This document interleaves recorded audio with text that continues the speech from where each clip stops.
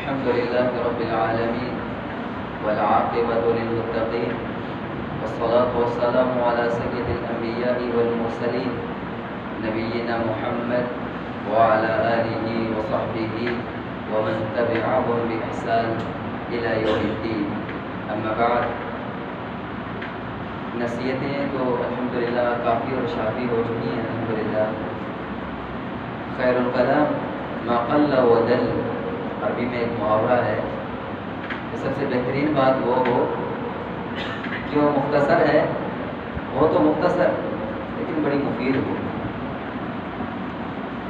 آج ہمارا ایک معمول ہے کہ ہم جمعے بھی آدھے پونے گھنٹے کے ہوتے ہیں، گھنٹے کے بھی ہوتے ہیں، دروس بھی لمبی ہو جاتے ہیں، سب کچھ ہوتا ہے، لیکن اب ہم سارے ہی اپنا عملی طور پر اپنا جائزہ لیں تو سارے ہی سارے صفر پہ کھڑے ہیں. لگتا ہے جہاں سے شروع تھے وہیں تک کھڑ گئے. وہ اونٹ کو آنکھوں پر پٹی باندھ کے سارا دن گھماتے ہیں. اونٹ سمجھتا ہے، شاید لگتا ہے کہ پاکستان کراس کر کے انڈیا ہی پہنچ گیا ہوگا. تو صبح سے چل رہا ہے بیچارہ، آنکھ کی پٹی کھلی تو وہیں کا وہیں. ہم بھی صبح سے شام تک ایسا ہی کچھ کرتے رہتے ہیں، سمجھتے ہیں کہ بہت کچھ کر لیا، لیکن اگر حقیقت میں اپنے آپ کو ٹٹولیں اور دیکھیں تو پتہ چل جائے گا کہ اس ترازو پر تو، اس معیار پر تو ہم پورے ہی نہیں اتر پا رہے. ایک ہی بات کی میں اپنے آپ کو بھی سب سے پہلے تنقید کروں گا، اس کے بعد آپ احباب کو بھی، کہ بھائی میرے جیسے ہم نے الحمدللہ اللہ کے فضل و کرم اور اس کی عنایت اور نصرت سے قرآن مجید کی تلاوت کی اور قرآن مجید پڑھتے رہے اور سنتے رہے. قرآن مجید سے تعلق بنانا ایک مسلمان کا فرضی حصہ بنتا ہے. ہم نے تو یوں سمجھانا کہ رمضان آ گیا تو تلاوت بھی ہو گئی، رمضان گزر گیا تو پھر دوبارہ واپس آئیں گے، پھر دیکھ لیں کہ قرآن مجید کو بھی. ایسا نہیں، زندگی کا یہ حصہ ہونا چاہیے. اوڑھنا بچھونا جس کو کہتے ہیں یہ ہونا چاہیے. آپ صلی اللہ علیہ وسلم نے، اچھا ایک میں آپ کو یہ بتاتا چلوں، ایک یہ ذاتی بات ہے، ایک فرقہ نکلا ویسے تو اس نے لوگوں کے اندر ایک شک اور شبہ ڈالنے کی کوشش کی، قرآن سے دور کرنے کی. ایک جملہ انہوں نے ایجاد کیا اور اختراع کیا. اس جملے کے معنی کی طرف جائیے گا، پھر میں اس کی طرف بھی آؤں گا کہ ان کا مقصد کیا ہے اور کیا وہ واقعی وہ اپنے اصل مقصد کو چاہتے تھے. ان لوگوں نے یہ کہا کہ بھائی دیکھو قرآن پڑھتے ہو آپ کو پتہ ہے قرآن میں اللہ کیا فرما رہے ہیں. اب جس بندے کو پڑھنا ہی نہیں آتا، وہ صرف بیچارہ قرآن مجید اس کو 3 4 5 6 10 آیتیں جو صورتیں یاد ہیں وہ پڑھی ہوئی ہیں اس کی، وہ تلاوت کرتا ہے. ایک بندے کو صرف ایک ہی پارہ آتا ہے، آگے پڑھنا بھی نہیں آتا، اس کو ایک ہی سپارہ پڑھنا آتا ہے، اما پارہ، وہ اسی کو پڑھتا رہتا ہے. ان لوگوں نے، اچھا نام بتاتا ہوں، یہ پرویزی ہے، یاد رکھیے. انہوں نے یہ کہا کہ بھائی قرآن اس وقت نہیں پڑھنا چاہیے، اس قرآن کے پڑھنے کا کوئی فائدہ نہیں ہے جس قرآن کو ہم سمجھتے نہیں.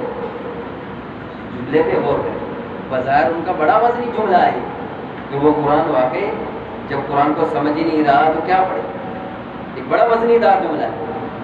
لیکن اس کے پیچھے ان کے ایک مضمون عقائد تھے، بڑی خفیہ ان کی ایک کوشش تھی کہ لوگوں کو جس طرح حدیث سے دور کر دیا گیا اسی طرح اللہ کے قرآن سے بھی دور کر دیا. لوگ کہیں گے جی میں تو سمجھ نہیں پاتا، تو قرآن کو یاد کرنے کی کیا ضرورت ہے، قرآن کو پڑھنے کی کیا ضرورت ہے، جو میں اتنا ہی پڑھوں جتنا سمجھ سکتا ہوں، چلو اس پہ عمل ہو جائے گا تو پھر باقی بات نہیں. یہ قرآن مجید سے دور کرنے کی بات ہے. میں اس کے لیے 2 مثالیں آپ کے سامنے پیش کروں گا. شریعت نے اس چیز کی قطعاً اجازت نہیں دی، بلکہ شریعت نے تو اس بات کی بھی تائید کی ہے کہ اگر ایک 6 سالہ بچہ بھی ہے تو اس کو بھی شریعت نے کہا کہ اگر تم قرآن کو زیادہ پڑھنے والے ہو تو سب سے زیادہ حقدار تم ہو. صحیح بخاری کتاب المغازی کے اندر روایت موجود ہے.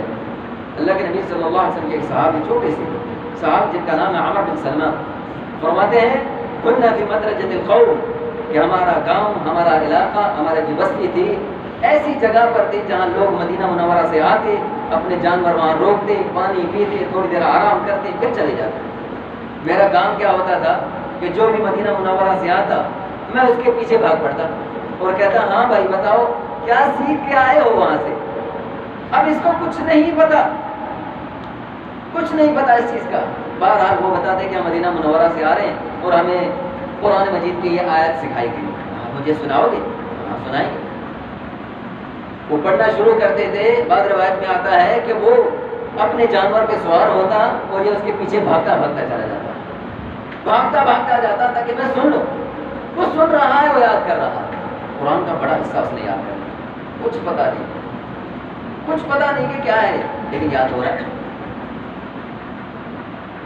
وہ فرماتے ہیں کہ جب مکہ فتح ہو گیا تو میرے والد اور پوری قوم والے اللہ کے نبی صلی اللہ علیہ وسلم کے پاس گئے اسلام قبول کرنے. تو یہاں سے یہ پتہ چلا کہ وہ بھی تو مسلمان بھی نہیں ہوا، ابھی تو مسلمان بھی نہیں ہوئے. میرے قوم والے مسلمان ہوئے. جب دین وغیرہ سیکھا، نمازیں وغیرہ سیکھی، تو آپ صلی اللہ علیہ وسلم نے فرمایا کہ نماز پڑھو، یہ کرو. تو فرمایا کہ اب ہم میں سے نماز کون پڑھائے گا؟ آپ صلی اللہ علیہ وسلم نے وہاں شرط بیان کر دی. فرمایا اقرؤکم لکتاب اللہ. یہ فقہی مسئلہ ہے کہ اگر 5-10 بندے، یہ سوال اللہ کے نبی صلی اللہ علیہ وسلم سے سوال ہو گیا کہ اللہ کے نبی صلی اللہ علیہ وسلم نماز کا حقدار کون ہے، نماز کون پڑھائے؟ یہ سارے اکٹھے ہو گئے، نماز کون پڑھائے؟ شیخ صاحب پڑھائیں گے، ہمارے اشرف صاحب پڑھائیں گے، یا فلاں صاحب پڑھائیں گے، کون پڑھائے؟ تو آپ صلی اللہ علیہ وسلم مسئلے کو حل کر دیں. آپ صلی اللہ علیہ وسلم فرمایا کہ تلاوت وہ نماز وہ پڑھائے گا اقرؤہم لکتاب اللہ، جو سب سے زیادہ قرآن کو پڑھنے والا، جو سب سے زیادہ قرآن کو یاد کرنے والا ہوگا. احفظہم لکتاب اللہ، جس کو سب سے زیادہ قرآن مجید ہے یاد ہے وہ آئے. اچھا اگر وہ ان کانوا فی سواء، اگر سارے ہی قرآن مجید کو پڑھنے میں برابر ہیں، سارے حافظ ہیں، تو کیا کریں؟ فرمایا اعلمہم بالسنہ، جس کو سنت کا زیادہ علم، حدیث کا علم زیادہ ہو. فرمایا اگر سارے ہی سنت عالم برابر کے ہیں پھر کیا کیا جائے؟ پھر فرمایا اقدمہم حجرا، جس نے ہجرت پہلے کی ہو. اگر سارے ہجرت میں برابر ہو تو آپ صلی اللہ علیہ وسلم نے فرمایا اکبرہم سنن، پھر دیکھو عمر میں بڑا ہو، کوئی بھی کہیں سے تو فرق نکل آئے گا. اللہ کے نبی صلی اللہ علیہ وسلم نے پوری ترتیب بتا دی کہ فرمایا پہلے قرآن مجید کی تلاوت کرنے والا. تو میرے بھائی قرآن مجید کا صرف پڑھنا، میں یہ نہیں، میں نے کہا نا جملے کی طرف غور کریں گے تو بڑا وزنی جملہ ہے. ہم کبھی بھی یہ نہیں کہتے کہ قرآن کو بغیر سمجھے پڑھیں، نہیں. قرآن میں غور و فکر کرنا چاہیے، غور میں قرآن میں تدبر کرنا چاہیے. یہ مسلمان کے لیے لازمی ہے. اللہ تعالیٰ بھی قرآن مجید کے اندر فرماتے ہیں افلا یتدبرون القرآن ما علی قلوب اقفالها. یہ قرآن مجید کے اندر غور و فکر کیوں نہیں کرتے؟ کیا ان کے دلوں پہ تالے لگے ہوئے ہیں؟ اللہ نے بھی ترغیب دی ہے، لیکن کیا ایک بندے کو اگر نہیں آتا کیا وہ قرآن مجید نہیں پڑھ سکتا، یاد نہیں کر سکتا؟ یہ ان لوگوں کا ایک چھوڑا ہوا عقیدہ ہے جو آپ بھی کرتے، آج بھی گردش کرتا ہے. اللہ کے نبی صلی اللہ علیہ وسلم نے اس کی تردید ایک حدیث بیان فرماتے ہیں. پڑھتا اللہ کے نبی صلی اللہ علیہ وسلم، آپ صلی اللہ علیہ وسلم ایک مرتبہ آئے کہ صحابہ بیٹھے ہوئے تھے. جاء نبی صلی اللہ علیہ وسلم وقف علی قوم، آپ صلی اللہ علیہ وسلم قوم کے پاس آئے، لوگ بیٹھے ہوئے ہیں، آپ سب کھڑے ہوئے. آپ نے کئی باتیں ان کو بیان فرمائی، وہاں پر ایک بات یہ بھی بیان فرمائی. فرمایا الا یغدو احدکم الى المسجد فیعلم او یقرأ آیة او آیتین من کتاب اللہ. فرمایا تم میں سے کوئی ایک بندہ ایک کام کرے، یہاں سے جائے مسجد کی طرف، وہاں جا کر ایک آیت سیکھ، ایک آیت پڑھ لے، ایک آیت فیعلم سیکھ لے، اور یقرأ یا پڑھ لے، زیادہ نہیں، ایک آیت آپ نے علیہ السلام. پھر فرمایا او آیتیں، یا 2 آیتیں پڑھ لی جا کے. فرمایا کیا ہوگا؟ آپ صلی اللہ علیہ وسلم فرمایا کہ اس 2 آیتوں کے پڑھنے سے، فرمایا اگر ایک آیت پڑھنے کے بدلے میں اگر کوئی بندہ یہ کہے کہ میں ایک مہنگی ترین اونٹنی لے کر اللہ کے راہ میں خرچ کر دوں، تو فرمایا اس ایک آیت کے مقابلے میں یہ مہنگی ترین اونٹنی نہیں آ سکتی جو اجر و ثواب اس کو ملنے والا ہے، جو اجر و ثواب اس کو ملنے والا ہے. قیامت کا دن ہوگا، اللہ کے نبی صلی اللہ علیہ وسلم اس بندے کے بارے میں فرماتے ہیں کہ اللہ تعالیٰ فرمائے گا اس بندے کو جس نے کتاب اللہ کو یاد کیا ہے، قرآن مجید کا حافظ ہے، اس کے لیے بشارت ہے. لوگ سمجھتے معمولی سی بات ہے، کیا یاد کرنا ہے، کیا ایسے رٹا لگائے جانے. بھائی یہ رٹا نہیں ہوتا. اس کے بارے میں بتاتا ہوں. یہ جو قرآن مجید پڑھ رہا ہوتا ہے، اس کو سمجھ آئے نہ آئے لیکن یاد رکھو کہ اللہ ہی اس کی تلاوت سن رہا ہے، بس اتنا یاد رکھو، اللہ اس کی تلاوت کو سن رہا ہے. یہ بھی حدیث آپ کے سامنے پیش کرتا ہوں. اللہ حدیث کا الفاظ ہیں. فرمایا اس بندے کو اللہ فرمائیں گے اقرأ، پڑھو، ورتقِ، اور چڑھتے جاؤ، ورتل کما کنت ترتل فی الدنیا. فرمایا پڑھو اور درجات جنت کے چڑھتے چلے جاؤ، چڑھتے چلے جاؤ، اور ترتیل کے ساتھ قرآن پڑھو. جہاں تم آخری ختم کرو گے، جہاں تم مکمل کرو گے، وہی تیرا آخری مقام ہوگا جنت. کوئی مت پتہ نہیں کتنے حافظ ہیں بیچارے جو مدرسے میں آگے نہیں پڑھ پائے، تو کیا وہ اس سعادت سے محروم ہو جائیں گے؟ کیا وہ کیونکہ ان کو ترجمہ تو نہیں آتا؟ وہ کچھ لوگوں نے ایک جملہ کہہ دیا ہوا ہے جہالت کا مبنی جملہ، کہتے ہیں الحافظ کالجاہل، حافظ تو جاہل ہے. بے وقوفانہ سے ایک جملہ ہے. کیسے جاہل ہے؟ اللہ کی کتاب کو پڑھنے والا ہے، جس کتاب کو پڑھا جا رہا ہے اللہ کے رسول صلی اللہ علیہ وسلم فرماتے ہیں کہ اللہ اس کی تلاوت کو سنتے ہیں. سے بخاری کے اندر روایت موجود ہے اور بھی کتابوں کے اندر روایت موجود ہے. ایک مرتبہ اللہ کے نبی صلی اللہ علیہ وسلم سیدنا ابی بن کعب رضی اللہ تعالیٰ کو بلایا، آئے اور فرمایا ابی، اللہ کا دیکھ رہا ہے یا رسول اللہ، اللہ کے نبی آپ فرمائے، آپ نے فرمایا اے ابی قرآن کی تلاوت کرو، اللہ نے مجھے حکم دیا ہے کہ میں تیری تلاوت سنوں. اللہ نے پیغمبر کو فرمایا کہ میرے رسول آپ ابی بن کعب کی تلاوت کو سنیں. سیدنا ابی یوں بیٹھ گئے اور کہنے لگے کہ اسمانی اللہ یا رسول اللہ، کہ اللہ کے رسول کیا اللہ نے میرا نام لیا ہے؟ کہ اللہ نے یہ فرمایا کہ ابی سے جا کے تلاوت سنو. آپ نے فرمایا ہاں ابی، اللہ نے تیرا نام لے کر کہا ہے کہ ابی کی جا کے تلاوت سنو. تو اللہ تو اس تلاوت کو سناتے ہیں. کبھی غور کریں، ایک حدیث ہے آپ صلی اللہ علیہ وسلم فرمایا مسجد میں بیٹھ کے شور نہ کیا کریں، بات ہی نہ کیا کریں. کیوں؟ کوئی جو نماز پڑھنے والا ہوتا ہے فإنه يناجي ربه، فإنه يناجي ربه، کیونکہ وہ اپنے رب سے گفتگو کر رہا ہوتا ہے، تلاوت کر رہا ہے، وہ اپنے رب سے گفتگو کر رہا ہے. اس کو آتا ہے نہیں آتا، لیکن رب اس کا جواب ضرور دے رہا ہے، اللہ اس کا جواب ضرور دے رہا ہے. حدیث کے اندر الفاظ ہیں، فرمایا اس زبان سے ایک جملہ کہتا ہے. بھائی ارے اتنے کتنے لوگ بیٹھے ہوئے یہاں پر، سورہ فاتحہ تو سب کو یاد ہے، کیا سب کو ہی سورہ فاتحہ کا ترجمہ آتا ہے؟ میں یہ نہیں کہہ رہا کہ آج کے بعد چھٹی ہے، شیخ صاحب نے کہتے کہ بھائی تلاوت ہی کافی، ترجمہ نہیں سیکھنا. میں یہ کہتا نہیں کہہ رہا، سیکھنا چاہیے، پڑھنا چاہیے، سمجھنا چاہیے، لیکن یہ کہہ دینا کہ جس کو نہیں آتا وہ کسی کام کا نہیں، یہ بات غلط ہے، یہ بالکل غلط اور جاہلانہ بات ہے. آپ فرماتے ہیں اللہ کے نبی صلی اللہ علیہ وسلم، حدیث قدسی ہے، حدیث قدسی مطلب کہ ڈائریکٹ اللہ کے نبی صلی اللہ علیہ وسلم فرماتے ہیں کہ میرے اللہ یہ فرماتے ہیں. ہم کہتے ہیں قرآن میں اللہ نے فرمایا، ڈائریکٹ یہ اللہ کے نبی صلی اللہ علیہ وسلم فرمایا کہ میرے اللہ یہ فرماتے ہیں. کیا ہے؟ فرمایا قسم تو صلاۃ بینی و بین عبدی، اس نماز کو میں نے اپنے بندے کے درمیان میں تقسیم کر دیا. وہ نماز کیا تقسیم کی ہے؟ اس سورہ فاتحہ کو نماز کہتے ہیں. فرمایا اس کو میں نے تقسیم کر دیا میرے اپنے بندے کے درمیان. کیسے؟ فرمایا اذا قال الحمدللہ رب العالمین، جب بندہ اپنے زبان سے یہ جملہ کہہ دیتا ہے الحمدللہ رب العالمین، آسمان والا رب اس بندے کو جواب دیتا ہے. ارے بندہ تجھے سمجھ ہو نہ ہو لیکن رب تجھے جواب دے رہا ہے. فرمایا فإنه يناجي ربه، کیونکہ اپنے رب سے گفتگو کر رہا ہے، اپنے رب سے گفتگو کر رہا ہے. آسمان والا رب دے رہا ہے جواب. حمدنی عبدی، میرا بندہ میری حمد بیان کر رہا ہے.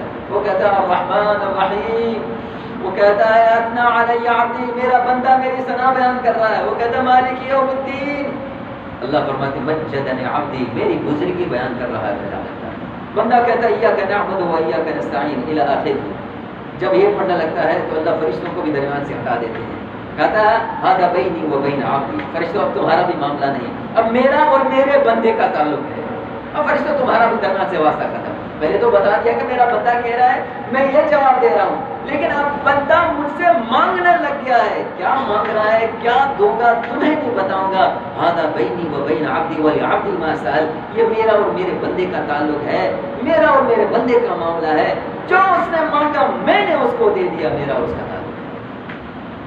یہ کہنا بہت، میں دوبارہ اس جملے کو دہراتا ہوں کہ یہ کہنا کہ صرف قرآن کی تلاوت کرنا کسی کام کی نہیں ہے، یہ حافظ بن جانا کہ یہ رکھنے والی بات ہے، سر یہ قطعاً غلط بات ہے. لیکن قرآن مجید کو سمجھ کے پڑھنا، قرآن میں غور و فکر کرنا، یہ اللہ نے قرآن مجید میں ترغیب دی ہے، رسول اللہ صلی اللہ علیہ وسلم کی صحابہ کو سکھائی ہے. آخری بات کہوں، اپنی زندگی کا معمول کروں، اپنی زندگی کا ایک معمول ہے. دیکھیں ہم رمضان مبارک میں بڑا جوش ہوتا ہے، جوش و خروش کے ساتھ مسجد میں بھی آ گئے. لاک ڈاؤن ہے پھر بھی جی مسجد میں آنا ہے، دروازے بند ہیں جی پھر بھی ہم نے آنا ہے. مولوی صاحب سے جھگڑ پاتے ہیں، تم موت سے ڈرتے ہو، ہم نہیں ڈرتے، دروازہ کھولو ہم آئیں گے. وہ پچھلے دن میں ہم نے دروازہ بند کر دیا، لوگ دروازہ توڑنے کے لیے آ گئے. وہ دروازہ کھولو ہم نے نماز پڑھی. ہمیں سکھا رہے ہیں یعنی کہ بھائی تم ڈرتے ہو ہم نہیں ڈرتے، یعنی اتنا جوش ہے. اللہ تعالیٰ قبول فرمائے. شوق ہے مسلمانوں کے اندر، لیکن کیا یہ شوق صرف رمضان میں ہے؟ رمضان گزر جائے تو ہمارا شوق بھی وہیں پورا ہو جائے. جو مسجد اور قرآن کے ساتھ جو تعلق تھا رمضان میں یہ تھا، جیسے رمضان کیا تو ہم نے بھی چھٹی کری، قرآن کو بند کر کے رکھ دیا کہ جب دوبارہ چاند نظر آئے گا رمضان کا تب بھی دوبارہ ہماری ملاقات ہوگی. کیا یہ ایک مسلمان کا تعلق ہونا چاہیے قرآن کے ساتھ؟ قطعاً ایسا نہیں. یار زندگی کا ایک حصہ بناؤ. آج کبھی سوچتے ہیں، ہر ایک بندہ سوچے پریشان ہے تو کبھی کبھار ایک بندہ یہ ہے کہ کہتے ہیں شیخ صاحب ڈپریشن کا مریض. ارے بھائی کیوں؟ مسلمان کہاں ڈپریشن میں پڑ گیا؟ مسلمان کہاں ڈپریشن میں پڑ گیا؟ مسلمان کے پاس تو بڑے اچھے اور عمدہ اور اعلیٰ قسم کے اس کے پاس دوائی موجود ہے، نسخہ موجود ہے. عمل تو کرے اس پر، عمل تو کرے اس پر. وہ کیا ہے؟ وہ کتاب اللہ ہے. آج ہمارے گھروں سے قرآن کی تلاوتیں ختم ہو چکی ہیں. آج ہمارے گھروں سے تلاوت، کیونکہ ہمارے اندر میں ایک نظریے پیدا ہو گئے، تلاوت ہی ختم ہو گئی. آج کل موبائل آ گئے ہیں، اس کی ٹونیں باہر آتی ہیں، لڑائی جھگڑا میاں بیوی کا اس کی آواز آتی ہے، ویسے شور گل گھر میں ہو وہ باہر آئے گا. لیکن قرآن کی تلاوت بڑی کم ہی باہر سنائی دیتی ہے. نہیں تو پہلے دیکھیں تو صحابہ کے زمانے میں قرآن کی تلاوتوں کی آواز ہی آتی تھی. میں نے پہلے بھی ایک قصہ سنایا ہے لیکن آج بھی سناؤں گا. اللہ کے مسند احمد کے اندر روایت موجود ہے. اللہ کے نبی صلی اللہ علیہ وسلم، سیدنا ابو بکر صدیق رضی اللہ تعالیٰ اور سیدنا عمر رضی اللہ تعالیٰ، تینوں دوپہر کے وقت اور گرمی کا وقت ہے. اور پتہ ہے کہ مکہ کے اندر کتنی گرمی ہوتی ہے. یقین جانے میں 2 سال پہلے وہ رمضان میں تھا، روزہ رکھا ہوا تھا. وہاں تو ویسے اے سی میں بیٹھے ہوتے ہیں، باہر نکلنے کی تو ہمت ہی نہیں ہوتی، اتنی گرمی ہوتی ہے وہاں. مغرب کا ٹائم ہو گیا، بلکہ مغرب بھی ہو چکی. اتنی گرمی تھی مجھ سے باہر کھڑا نہیں ہو جا رہا. حالانکہ یہاں پر بھی گرمی کم نہیں ہوتی، یہاں پر بھی گرمی ٹھیک ٹھاک ہوتی ہے، لیکن وہاں اتنی گرمی تھی تو میں سوچ کے کھڑا ہوتا. میں نے کہا یا اللہ تیرے بلال تیرے صبر کو سلام ہے، یا بلال تیرے صبر کو سلام ہے. آج شام ہو گئی لیکن گرمی مجھ سے برداشت نہیں ہو رہی. تجھے تو اپنی ریت پر ملتا ہے کیا بلال؟ تجھے تو اس ریت پہ پتھر رکھے تجھے مارا گیا. تیرے صبر کو سلام ہے بلال. تو اللہ کے نبی صلی اللہ علیہ وسلم دوپہر کے وقت عام حالت میں ویسے بغیر ضرورت گھر سے باہر نہیں نکلتے. آپ صلی اللہ علیہ وسلم کے روزہ فرمایا جاتا ہے دوپہر کے وقت باہر نہیں نکلتے. آج بھی عربوں کے اندر ہے کہ دوپہر کے وقت باہر نہیں نکلتے. مجھے اتفاق سے ایک کتاب لینی تھی، زور سے پہلے میں نے دکان دیکھی، لائبریری دیکھی. میں نے کہا سوچا نماز پڑھ لیتا ہوں، بعد میں جا کے لے لیتا ہوں. میں نماز پڑھ کے ایک دکان دیکھی وہ بند، وہ لائبریری بند. میں نے کہا چلو اگلی پہ جا کے دیکھتا ہوں. چلتے 2-2.5-3 کلومیٹر میں چل کے گرمی میں تھک گیا. کوئی جگہ کوئی دکان ہی نہیں کھلی ملی، کوئی ایسی دکان نہیں مل جائے سے میں کتاب لے سکوں. تو اس میں پریشان تھا کہ کوئی جگہ مل جائے جہاں بیٹھ جاؤں. ایسی حالت دوبارہ وہی 2.5 کلومیٹر مجھے سفر کر کے دوبارہ واپس آنا پڑا تاکہ سانس لے لوں، دوبارہ واپس جاؤں گا بعد میں. تو اللہ کے نبی صلی اللہ علیہ وسلم دوپہر کے وقت سے نکلے اور مدینہ منورہ کی گلیوں سے جاتے ہوئے ایک جگہ پر رکے. سیدنا ابو بکر بھی ہے، سیدنا عمر بھی ہے، وہ بھی رکے. وہ کیوں رکے؟ گھر سے تلاوت کی آواز آ رہی تھی، گھر سے قرآن کی تلاوت آ رہی تھی. اس کو سننے کے لیے اللہ کے نبی صلی اللہ علیہ وسلم رکے، وہیں رک گئے. دونوں صحابی وہ بھی رک گئے کافی دیر تک. حدیث کے الفاظ میں وہ تلاوت کرتے رہے. اچھا بتاتا چلو وہ کون سے صحابی جن کے بارے میں آتا ہے کہ وہ تلاوت کر رہے تھے. وہ سیدنا عبداللہ بن مسعود رضی اللہ عنہ، چھوٹے سے کمزور سے صحابی بیچارے، بڑے کمزور، اتنے کمزور. ایک مرتبہ بیچارے مسواک توڑنے کے لیے درخت کے اوپر چڑھے. ہم دبلے پتلے سے کمزور، اوپر جو چڑھے درخت کی ٹہنی پہ چڑھے تو ہوا کا جھونکا لگا، پنڈلی سے چادر ہٹ گئی. پنڈلیاں اتنی کمزور کہ گوشت ہی نہیں، بڑی سوکھی سی کمزور سی. صحابہ نے دیکھا تو ہنس پڑے. میں یار اتنا کم ہوں، پنڈلیاں تو دیکھو پلر کی، اتنا کمزور. سبحان اللہ. تو اللہ کے نبی صلی اللہ علیہ وسلم نے یہ بات سنی اور فرمایا میرے عبداللہ کی پنڈلیوں کے بارے میں بات کرتے ہو کہ فرمایا اگر عبداللہ کی پنڈلیوں کو ترازو کے ایک پلڑے میں رکھ دیا جائے اور احد پہاڑ کو دوسرے پلڑے میں رکھ دیا جائے تو احد پہاڑ بھی میرے عبداللہ کے پنڈلیوں کا مقابلہ نہیں کر پائے گا. یہ وہ عبداللہ ہے قرآن کی تلاوت کر رہے ہیں اور اللہ کے نبی صلی اللہ علیہ وسلم سننے جا رہے ہیں. کافی دیر تک سنے رہے. جب انہوں نے تلاوت ختم کی کے بعد میں انہوں نے رکوع کر لیا. اچھا تو وہاں پر اللہ کے نبی صلی اللہ علیہ وسلم نے 2 باتیں بیان کی. 2 بات آپ نے فرمایا سل تعطا، عبداللہ مانگو تمہارا سوال قبول ہو جائے گا، تم مانگو تمہیں دیا جائے گا. ایک یہ. اچھا یہ بات ہے کہ کیا عبداللہ کو پتا ہے کہ اللہ کے نبی سے باہر کھڑے؟ ان کو پتا ہی نہیں. گھر کے دروازے پہ امام کائنات رسول اللہ صلی اللہ علیہ وسلم کھڑے ہیں، ان کو پتہ ہی نہیں، یہاں تو کسی صاحب کی بلی کو بھی پتہ چل جاتا ہے، وہاں حضرت عبداللہ کو پتہ ہی نہیں کہ اللہ کے رسول باہر دروازے پہ کھڑے ہیں۔ خیر سبحان اللہ، آپ نے فرمایا کہ عبداللہ مانگو تجھے دیا جائے گا، پھر فرمایا من سرہ ان یقرأ القرآن کما انزل غدا فلیقرأ، فرمایا جو بندہ چاہتا ہے کہ قرآن اس طرح پڑھے جس طرح قرآن آسمان سے نازل ہوا ہے، جس طرح آسمان سے قرآن نازل ہوا ہے، اگر ایسے ہی قرآن کی تلاوت کرنا چاہتا ہے تو اس کو چاہیے کہ جس طرح عبداللہ تلاوت کر رہا ہے ایسے ہی تلاوت کرے۔ اب بڑی خوشخبری ہیں، بڑی خوشخبری ہیں، سننے والے سیدنا ابوبکر اور سیدنا عمر ہیں۔ آج کل تو ویسے نا اللہ کے نبی صلی اللہ علیہ وسلم فرمان ہے، اور یہ خوشخبری کسی کو سنانا یہ بھی صدقہ ہے، اگر کسی کے لیے کوئی خوشخبری ہے تو اس کو بتا دیں، صدقہ ہو رہا ہے، کسی کا نکاح نہیں اور منگنی نہیں ہو رہی تھی، نکاح نہیں ہو رہا تھا، رشتہ نہیں ہو رہا تھا، اس کو فون کر کے بتائیں بھائی تو آپ کا رشتہ ہو گیا، وہ بھی ہو گیا، ایسا نہ کہ جھوٹ بتائیں اور دل کا مسئلہ ہو جائے، ہو گیا اس کو نہ پتا چلے، بتا دیں بھائی آپ کا رشتہ ہو گیا، خوشی کے مارے اس کو خوشی مل جائے گی۔ فرمایا اگر کسی کے لیے کوئی اچھی بات ہو گئی ہے، فرمایا حتیٰ کہ یہاں تک اللہ کے نبی صلی اللہ علیہ وسلم فرمایا کہ فرمایا تبسم فی وجهک اخیک صدقہ، کہ فرمایا اگر اپنے مسلمان بھائی کی طرف سے ہنستے ہوئے دیکھ لو تو یہ بھی صدقہ ہے، پیسے ہی دینا ہے نہیں ہے تو کوئی بات نہیں، یار ہنس کے کسی سے دیکھ لو، لینا دینا تو کچھ نہیں ہے نا۔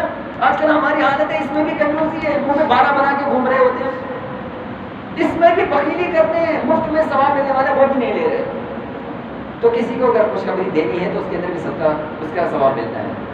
سیدنا عمر کے دل میں فٹ سے بات آ گئی کہ یہ کام تو میں کروں گا، یہ کام تو میں ہی کروں گا، لیکن کیسے کروں؟ میرے ساتھ تو اسے اللہ کے رسول کریں، میرے ساتھ تو سیدنا ابوبکر بھی، پہلے ان کو گھر روانہ کر دوں، اس کے بعد آ کے میں آ کے بتا دیتا ہوں۔ چلو ٹھیک ہے، آئے اللہ کے نبی سے روانہ کیا، سیدنا ابوبکر کو روانہ کیا، ان کو دکھانے کے لیے خود بھی گھر چلے گئے، چلیے تھوڑی دیر کے بعد بھاگے تھوڑی دیر کے بعد آئے، دروازے میں ٹھک ٹھک کی، سیدنا عبداللہ نکلے اور پہلا جملہ کے کہا کہ ما جاء بک بهذه الساعة یا عمر خیریت تو ہے بھائی، اتنی گرمی میں پسینہ پسینہ ہوئے ہیں، خیریت تو ہے؟ تو کہنے لگے جئت لأبشرک یا عبداللہ، ارے بھائی آیا ہوں تاکہ آپ کو خوشخبری سنا دوں، بڑی خوشخبری لے کے آیا ہوں۔ تو آگے سے انہوں نے جواب دے دیا قد سبقک بہا ابوبکر، آپ سے پہلے ابوبکر خوشخبری دے کے چلے گئے، وہ تو پہلے چلے گئے۔ تو کہنے لگے واللہ انہ سباکم بالخیرات، ارے عمر تیرے بس کی بات نہیں ہے ابوبکر کا مقابلہ کر، وہ تو سب سے ہی آگے ہیں نیکیوں کرنے میں۔ تو میرے بھائی مسلمانوں کا شیوا ہے کہ ان کے گھر سے قرآن کی تلاوت کی آواز آتی ہے، تو ہمیں بھی اپنی زندگی کا یہ معمول بنانا چاہیے، قرآن کو زندگی کا حصہ بنانا چاہیے، اس کو پڑھیں، اس کا فہم حاصل کریں، اس میں تدبر حاصل کریں، اس کا ترجمہ سیکھیں، ایک مسلمان کی ذمہ داری ہے، سیکھیں۔ اللہ تعالیٰ مجھے اور آپ کو کتاب و سنت پر عمل کرنے کی توفیق عطا فرمائے۔